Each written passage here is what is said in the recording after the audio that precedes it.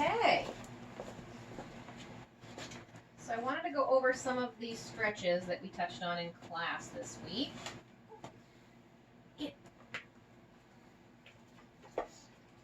First one up is our cookie stretches. And I had tried to demonstrate. So I will straddle my dog and face forward. We're going to try to lower ear to shoulder. Good. She might not touch the shoulder. We're just going in that direction. Then nose to hip. You can do it. Good girl. Not as flexible. And then nose to back foot.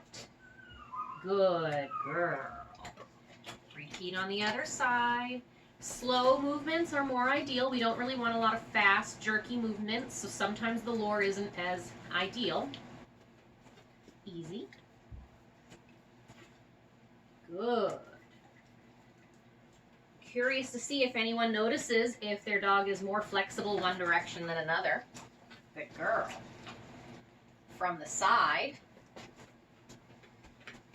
Uh-oh. Uh-oh. Nose to shoulder, ear to shoulder. Good. Nose to hip. Come on. Are you broken? Nose to hip.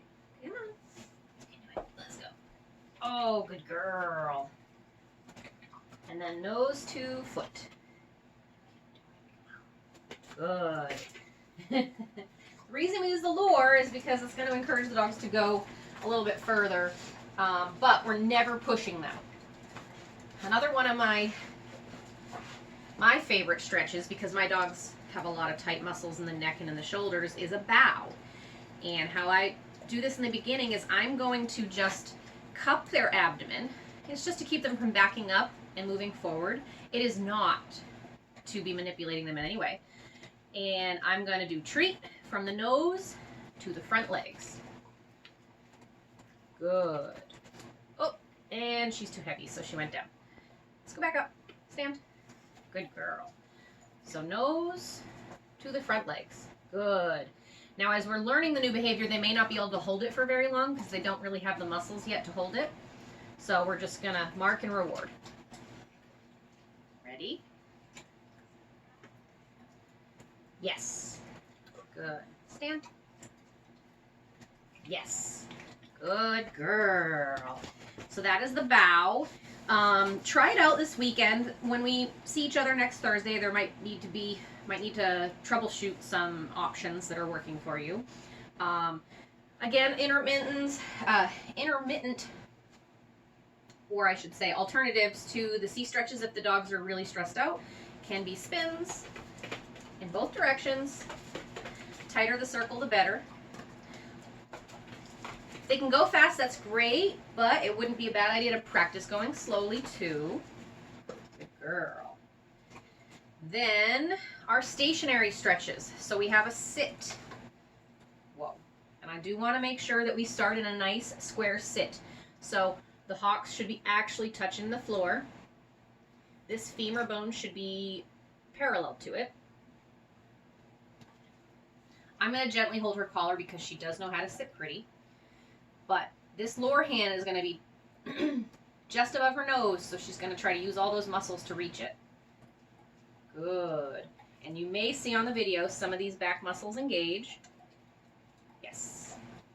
You can also do the hand target. Yes. Now that was a sustained hand target that we have practiced. Touch. Yes.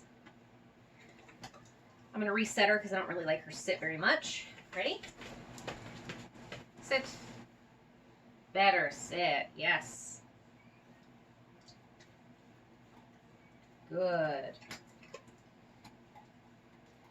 Now I also want you to start understanding the spinal alignment. So I don't want this, and I don't want this. I would like her head, her muzzle, and her spine to all be as straight as possible. Good girl. Okay. All right. One cookie to try the down. What do you think? Our down stretch. So again, I'd like them to start in a good down, which she is not. All right, reset. Stand. Down. That's also not a good down. We're sloppy today. We need our coffee. Down. Much better. Okay, so as I was explaining in class, my dogs have a roachy top line, and that means their lower back is a little tight. Could be because they have more muscle. Could be because they're compensating for something. Could be their anatomy. But to stretch from the down position, and use that same touch cue.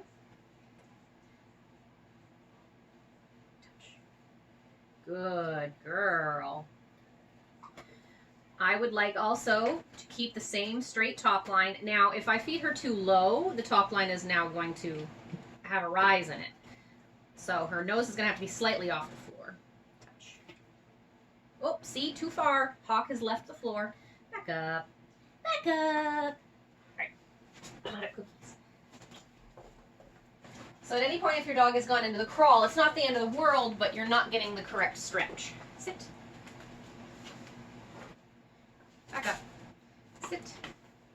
Down. Better. Touch. No, no, no. Get down. Touch. Yes. Now for those that don't have the duration touch, you can use the lure. And we're aiming to lower this a little bit. We're going to level it out a little bit. Good. We're also going to elongate the spine. That's why they call it spine stretches.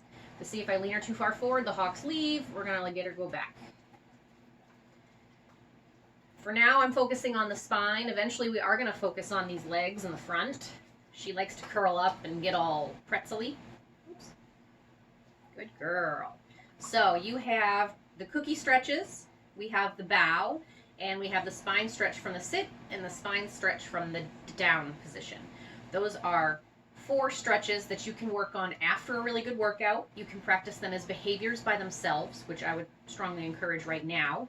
You can do them before a workout, but just keep in mind that if we loosen joints up before a really vigorous exercise, we actually make the joints unstable. So there's more and more science behind supporting deep stretching post-workout versus pre-workout.